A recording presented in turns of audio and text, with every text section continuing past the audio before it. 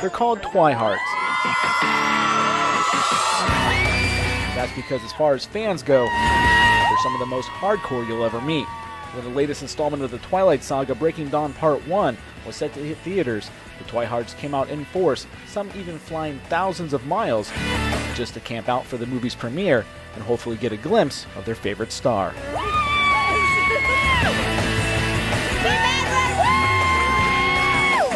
It's our 21st century Romeo and Juliet, basically, I think. I think so. Yeah, that's what I would compare it to. I mean, it's not really comparable to Romeo and Juliet, but a forbidden love, yeah, that's what it's like. Everyone wants it, so that's why we find it in Twilight. We want forbidden love.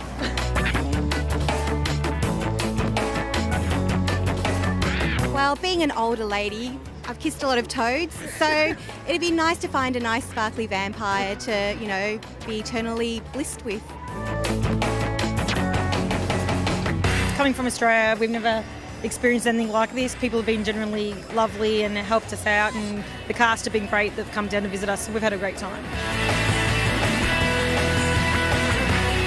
And after days of sleeping on concrete with uncommonly cold and even rainy Southern California weather, Time Warner Cable and the Corner Bakery Cafe rewarded fans, passing out swag like t-shirts and fans.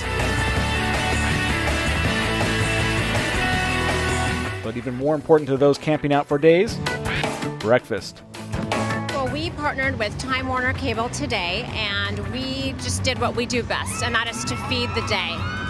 We came out with some of our freshly baked muffins and bagels and orange juice, and served breakfast to all of these diehard fans, all these Twihards out here, and they're having a great time, so it's been a great event. In fact, over 1,000 people filled up the LA Live Nokia Plaza, some camping for more than 3 days. And it wasn't just for the breakfast, it was a chance to meet some of their favorite stars.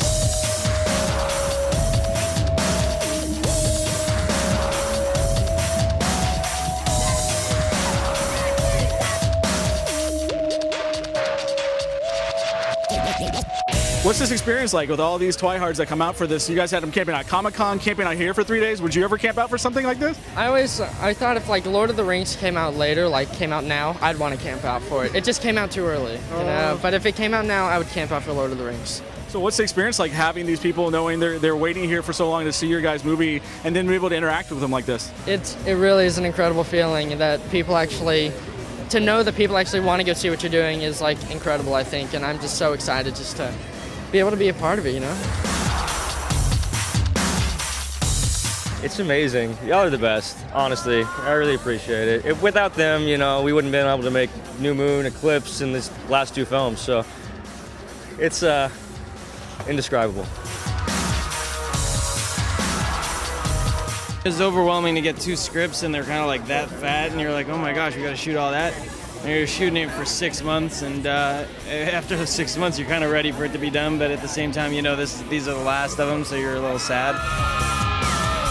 I mean, I'll always cherish my relationship with the cast, and but the fan base is so phenomenal. I mean, how can you not have love for them when they have so much love for you? And for some fans, like Samantha Justillion, it was a truly moving experience. All the drama forgotten. It's so worth it. It's so worth it. A tornado could come through right now, and I would care less. You don't understand. I met Peter Fasinelli. He is like my Rob. Like, I'm speechless. I mean, it meant so much. Like, forget making my day. He just made my life. I mean, I'm speechless. Twilight Saga Breaking Dawn Part 1 is in theaters now, and look for all kinds of Twilight coverage here on Time Warner Cable, leading up to the saga conclusion when Breaking Dawn Part 2 hits theaters next year. We have to remember this is the beginning of the end. This isn't the end. I'm so excited for next year. We have another incredible finale film to look forward to. But I just have this attitude that everything has to come to an end. And as opposed to being sad about it, we should celebrate the fact that it existed at all, and that we were able to, enjoy it in the way that we weren't able to enjoy it. And the beauty with celluloid is that it will be there forever, as will the books. Whenever you feel a bit Twilight blue, you just pick up the books or watch a film and you can relive it all again.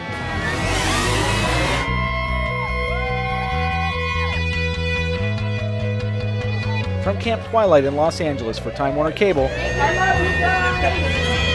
I'm Noah Park.